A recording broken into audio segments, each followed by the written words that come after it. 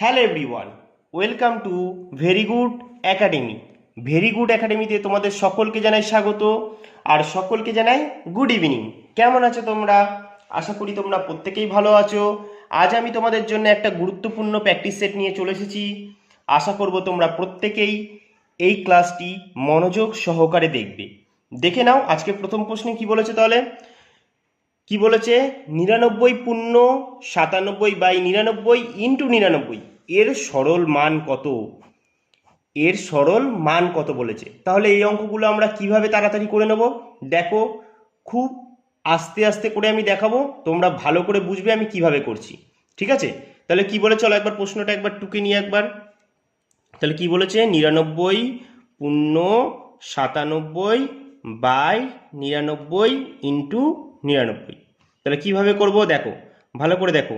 এই শেষে যেই 99টা আছে বা শেষে যতগুলো নয় থাকবে, ভালো করে মাথায় ভালো করে বোঝো, হ্যাঁ, যে শেষে যতগুলো নয় থাকবে সেটা কি করবে? সামনে বসিয়ে নেবে। এখানে দুটো নয় আছে, দুটো নয় কি করলাম? সামনে বসিয়ে নিলাম। এবার কি করবে? সামনে যতগুলো নয় থাকবে তার জন্য কি করবে? সামনে যতগুলো নয় থাকবে তার জন্য ততগুলো শূন্য নিয়ে নেবে। নিলাম, এবার একটা মাইনাস দেবে। তারপর কি লিখবে? তারপর এই যে 97/99 এদের ডিফারেন্স কত? এদের ডিফারেন্সটা কত দেখো। 97, 98, 99 কত ডিফারেন্স? 2 না? 2 ডিফারেন্স তো। তাহলে আমরা কি করব? এই 2 মাইনাস করে দেবো এতে। তাহলে মাইনাস করলে কত হয় চলো দেখে নিই। তাহলে আমরা মাইনাস করলে কত হয়? 99,900 মাইনাস 2। ভালো করে দেখো তো, 10 থেকে 2 বাদ দিলে কত হয়? 8 হয় না? তাহলে এখানে আমার কত থাকবে? 1। আবার 10 থেকে 1 বাদ দিলে কত হবে? 9। তারপর আবার দেখো তো, 9 থেকে 1 বাদ দিলে কত হচ্ছে? তাহলে 8, আর শেষে 9টা বসে যাবে। তাহলে কি হবে আমাদের অ্যান্সার? 9898। তাহলে আমাদের অ্যান্সার হয়ে গেল 9898। বুঝেছো? আশা করি তোমরা বুঝেছো এই অঙ্কগুলো কিভাবে করবে। তাহলে পরীক্ষায় দিলে এবার তোমরা প্রত্যেকেই পারবে এই অঙ্কগুলো। আমি কিন্তু একদম নর্মাল পদ্ধতিতে দেখালাম যাতে তোমরা প্রত্যেকেই এই অঙ্কগুলো করতে পারো। আর এইগুলো কিন্তু ডাব্লিউপি, কেপি যারা পরীক্ষার্থীরা আছো তাদের জন্য কিন্তু খুব উপকারী অঙ্ক এগুলো। কারণ এই পরীক্ষাগুলোই এই অঙ্কগুলো দেবেই দেবে, নয় প্রিলি নলে মেন্স, একটা পাবেই। চলো দেখিনি তাহলে পরবর্তী অঙ্কে কি বলেছে। 2 নম্বর অঙ্কে কি বলেছে? বলেছে তিনটি সংখ্যার অনুপাত কত বলেছে? 2:3:7। কত বলেছে? 2:3:7। এবং উহাদের লসাগু নাকি কত?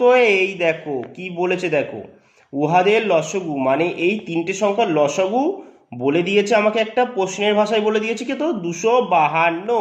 তাহলে কি বলেছে? তিনটি সংখ্যার অনুপাত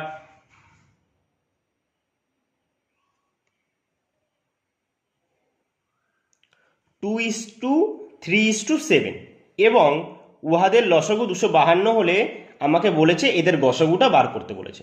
এদের গসাগুটা কি করতে বলেছে? এদের গসাগু বার করতে বলেছে। তাহলে এটা আমরা কিভাবে করব? এটা আমরা কিভাবে করব? যারা যারা অ্যান্সার পারবে তারা অবশ্যই আগে কমেন্টে জানাও, আর যারা পারবে না তারা আমার সাথে করো। ঠিক আছে? চলো দেখে নাও কি করে করব। তাহলে আমাদের কি বলেছে? তিনটি সংখ্যার অনুপাত। তাহলে তিনটি সংখ্যা আমরা লিখে নিই। আমরা ধরি একটা প্রথম সংখ্যা, একটা দ্বিতীয় সংখ্যা, আর একটা হচ্ছে তৃতীয় সংখ্যা। যেহেতু তিনটে সংখ্যা বলেছে, তাহলে প্রথম সংখ্যার অনুপাত কত বলেছে? 2, দ্বিতীয় সংখ্যার বলে দিয়েছে 3, আর তৃতীয় সংখ্যার কথা বলে দিয়েছে 7। এবার আমাদের বলেছে নাকি এদের লসাগু নাকি আমাদের প্রশ্নের ভাষায় বলে দিয়েছে কত?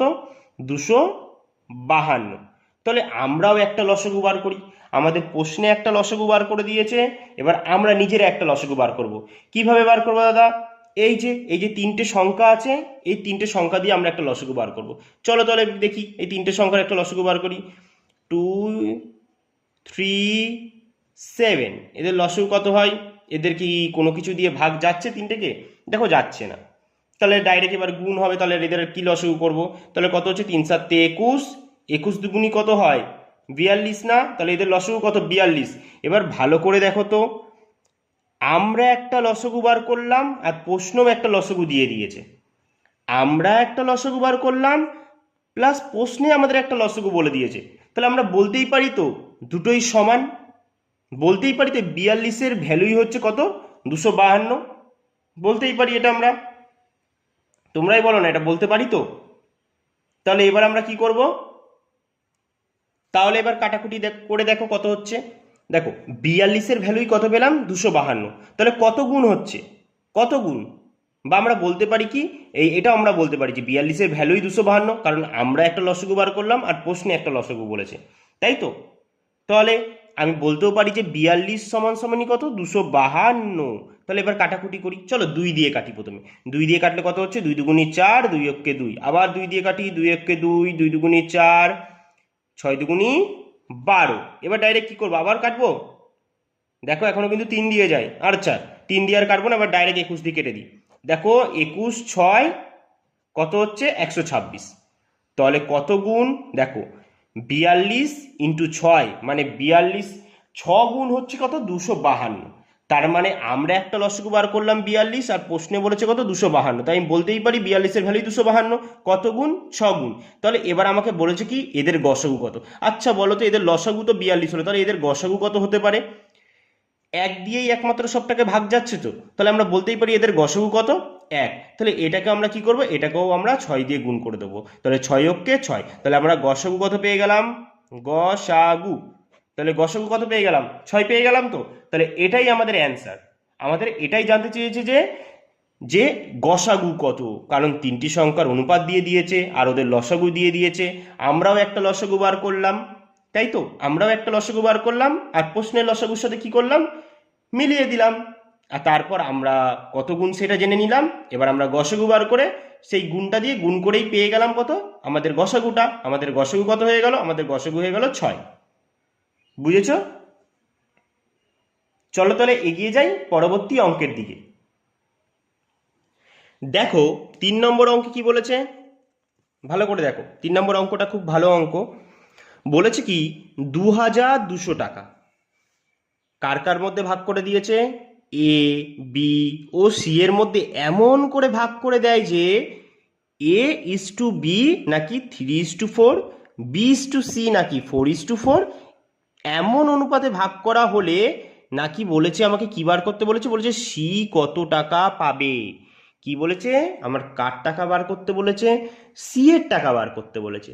তাহলে আমরা কিভাবে করবো এই অঙ্কটা, যারা যারা পারবে তারা তারা অ্যান্সারটা অবশ্যই কমেন্টে জানাবে, আর যারা পারবে না তারা আমার সাথে করো। আশা করব এরপর এই ধরনের অঙ্কে তোমাদের আর কোনো ডাউট থাকবে না। তাই দেখে নাও কিভাবে করি আমি।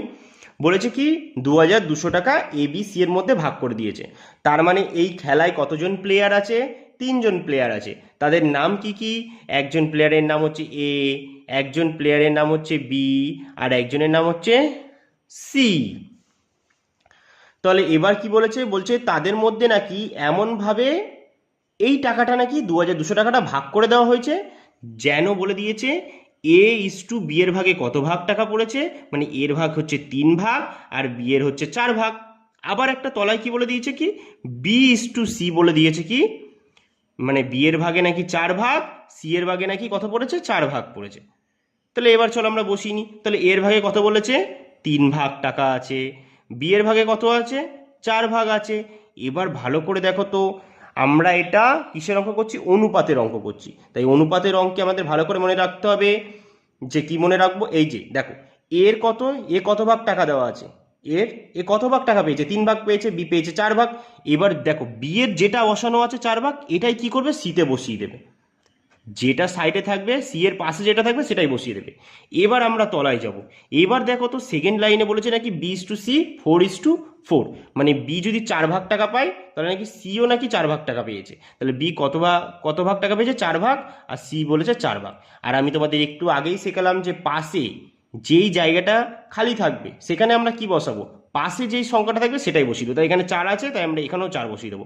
চলো এবার আমরা কি করব, ওপর নিচ গুণ করব। তাহলে 3 4 12, 4 4 16, এটাও 4 4 কত, 16। তাহলে এবার কাটাকুটি করি, চলো দেখি। 3 দিয়ে কাটি, যা 4 দিয়ে কাটি, চলো। 3 4 12, 4 দিয়ে কাটলে 4 4 16, 4 দিয়ে কাটলে 4 4 16, এইটুকুনি আমরা পেলাম। তাহলে এবার আমাদের দেখো বলে দিয়েছে কি, তাহলে এর কত ভাগ টাকা পেয়েছে 3 ভাগ, বি কত ভাগ পেয়েছে 4 ভাগ, আর সি পেয়েছে হচ্ছে 4 ভাগ। টোটাল টাকাটা কত, 4 4 8, 3 কত 8 আর 3 11। তাহলে টোটাল তাদের ভিতরে কত টাকা ভাগ করা হয়েছে, 11 ইউনিট টাকা ভাগ করা হয়েছে। আর প্রশ্নে বলেছে দেখো তো কত টাকা, 2200 টাকা। তাহলে আমি বলতেই তো পারি দুটোই সমান, বলতেই তো পারি, তোমরাই বলো না দুটোই সমান, কারণ আমরা বার করলাম তাদের মধ্যে নাকি 11 ইউনিট টাকা ভাগ করা হয়েছে, আর প্রশ্নে বলেছে নাকি 2200 টাকা। তাহলে আমরা বলতেই পারি দুটোই সমান, 11 ইউনিটের ভ্যালুই হচ্ছে 2200। চলো তাহলে এবার কেটা কাটাকুটি করি, তাহলে কত হচ্ছে 11 দুগুনি 22 আর দুটো শূন্য। তাহলে কি হবে, বলেছে সি কত টাকা পায়। দেখো তো সি তো 4 ভাগ টাকা পায়, তাহলে এটাকেও আমরা কি করব, 200 দিয়ে গুণ করে দেবো। তাহলে 4 দুগুনি 8, আর পেছনে দুটো শূন্য। তাহলে কত হয়ে গেল, সি কত টাকা পেয়েছিল, 800 টাকা পেয়েছিল। তাহলে এটাই আমাদের অ্যান্সার। বুঝেছো? আশা করি তোমরা প্রত্যেকেই বুঝেছো। চলো তাহলে এগিয়ে যাই পরবর্তী অঙ্কের দিকে। দেখো 4 নম্বর অঙ্কে কি বলেছে, 4 নম্বর অঙ্কে কি বলেছে, দেখো বলেছে কি 12 লিটার মিশ্রণে, মানে কি বলেছে 12 লিটারের একটা মিশ্রণ আছে, 12 লিটারের মিশ্রণে বলে দিয়েছে জল ও অ্যাসিডের অনুপাত কত বলে দিয়েছে 1:5। 12 লিটারের একটা মিশ্রণ আছে, সেখানে জল ও অ্যাসিডের অনুপাত বলে দিয়েছে কত 1:5। মানে আমরা চলো আস্তে আস্তে পড়ি আর লিখি, ঠিক আছে? তাহলে বলেছে 12 লিটারের একটা মিশ্রণ আছে, সেখানে জল আছে আর অ্যাসিড আছে, তাদের মিশ্রণের অনুপাতটা কত বলে দিয়েছে, বলেছে 1 ভাগ নাকি জল আছে আর অ্যাসিড আছে নাকি 5 ভাগ। বলে দিয়েছে ওই মিশ্রণে আরও কত লিটার অ্যাসিড মেশালে। এই জায়গাটা খুব ভালো করে খেয়াল করবে, ঠিক আছে? বলেছে কি ওই মিশ্রণে আরও কত লিটার অ্যাসিড ঢাললে, মানে এর পরেও নাকি ওই মিশ্রণটা আছে না, সেই মিশ্রণটার ভেতরে নাকি আবারও অ্যাসিড ঢালছে। কি করছে, আবারও অ্যাসিড ঢালছে।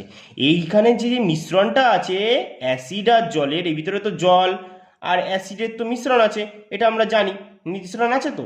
এই ভিতরে বলছে নাকি পরে নাকি আবার অ্যাসিড ঢালা হচ্ছে, কিন্তু সেটা কত পরিমাণে ঢালা হচ্ছে সেটা আমাদের বলেনি, সেটা আমরা কি জানি না কত পরিমাণে ঢালা হচ্ছে, সেটাই আমাদের বার করতে হবে। তাহলে কি করে বার করব, চলো তাহলে পড়ে নিই। বলেছে কি আরও কত লিটার অ্যাসিড ঢাললে নতুন মিশ্রণে জল ও অ্যাসিডের অনুপাত কত হবে বলে দিয়েছে 1:8, নাকি অ্যাসিড ঢালার পর তারপর অনুপাতটা কত হয়েছে 1:8। তাহলে এই অঙ্কগুলো আমরা কিভাবে করব, দেখো ভালো করে আর একবার পড়ি, তাহলে তোমাদের বুঝতে সুবিধা হবে। দেখো বলেছে 12 লিটার মিশ্রণে জল ও অ্যাসিডের অনুপাত বলেছে 1:5, এটা বলেছে তো। বলেছে ওই মিশ্রণে আরও কত লিটার অ্যাসিড ঢাললে নতুন মিশ্রণে জল ও অ্যাসিডের অনুপাত নাকি 1:8 হবে।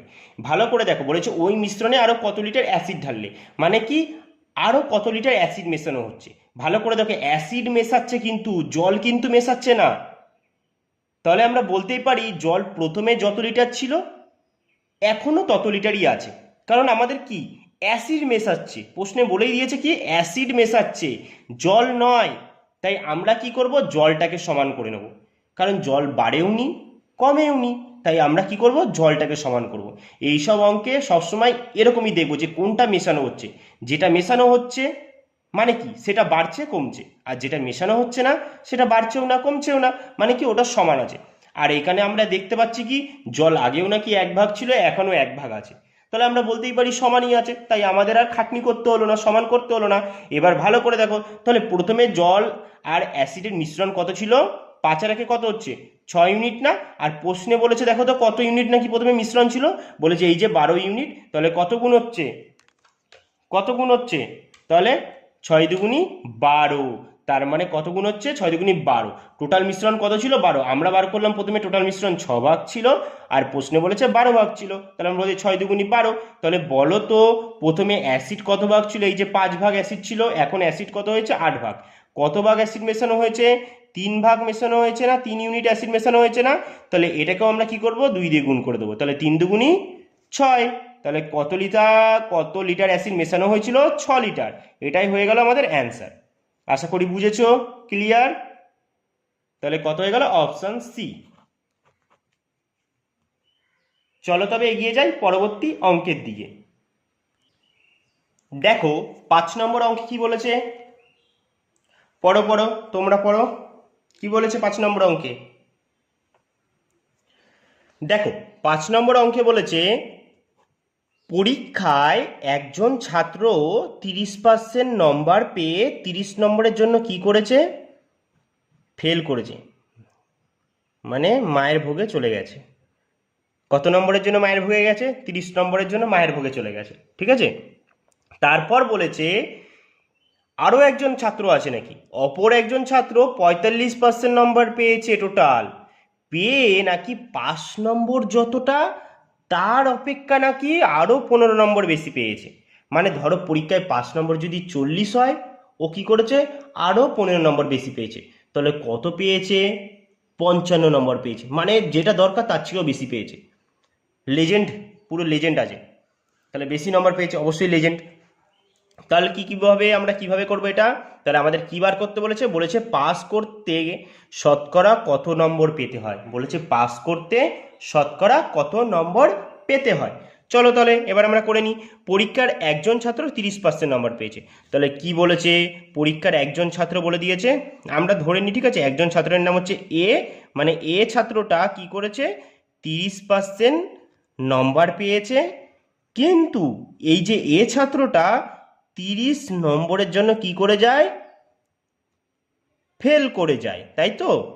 তাহলে এবার পরের ছাত্রের নাম দিই, পরের ছাত্রের নাম হচ্ছে কি বি, তাহলে পরের ছাত্রের নাম হচ্ছে বি ছাত্র। অপর একজন ছাত্র 45% নম্বর পেয়েছে, অপর ছাত্র কি করেছে 45% নম্বর পেয়েছে, পেয়ে 5 নম্বরের অপেক্ষা 15 নম্বর বেশি পেয়েছে। তার মানে আমরা বলতেই পারি বেশি পেয়েছে মানে কি, সে পাস করেছে, তো তাহলে পাস করেছে, লিখি আমরা পাশে।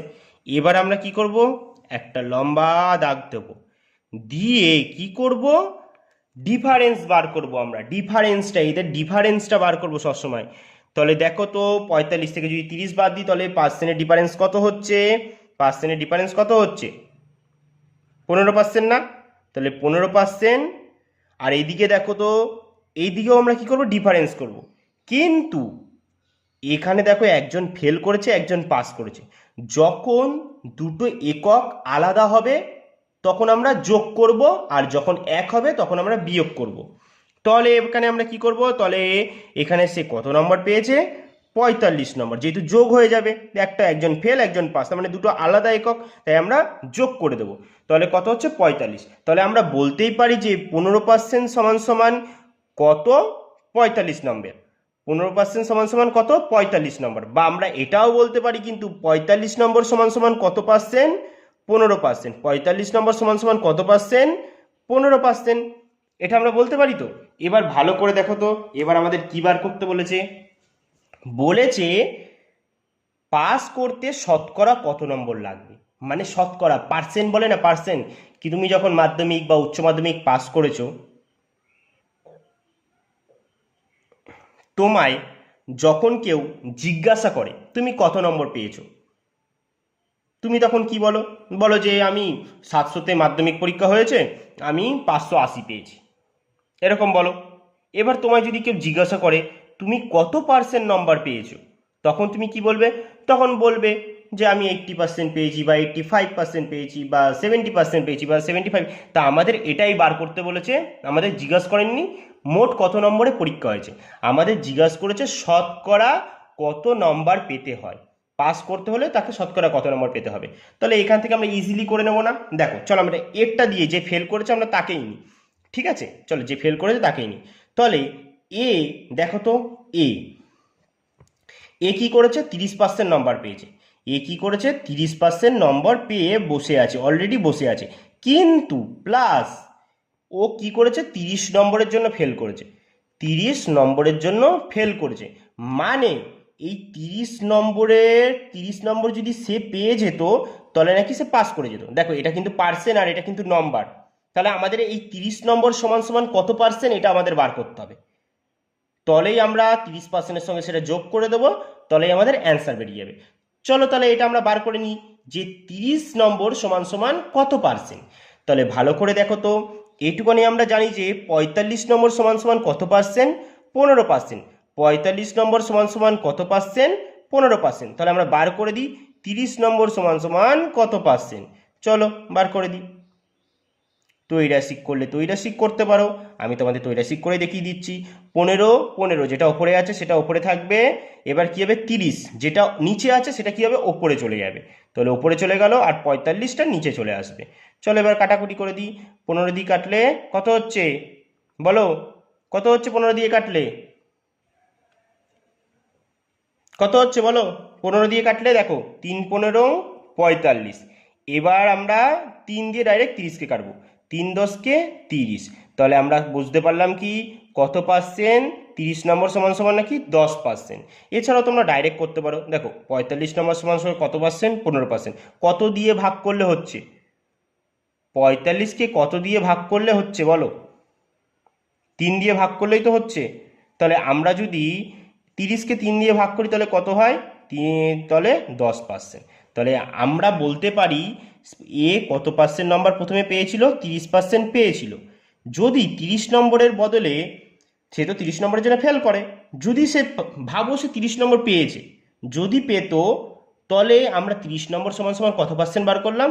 10%। তাহলে 30 নম্বর সমান সমান 10%। সে যদি এই 10% নাম্বারটাও পেত তবে সে পাস করে যেত। তাই বলে সে কিন্তু পাস করে যায়নি। তবে আমরা বলতে পারি যে পরীক্ষার পাস নম্বর কত ছিল? 30 আর 10 40%। এটাই হয়ে গেল আমাদের অ্যান্সার, আর এটাই জানতে চেয়েছে।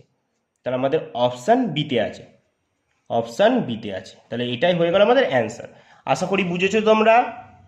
অবশ্যই বুঝতেই হবে, এমন করে বোঝাবো যে বুঝতে তোমরা বাধ্য, বুঝলে? তাহলে এখানেই আজকে আমাদের ক্লাসটি শেষ করছি।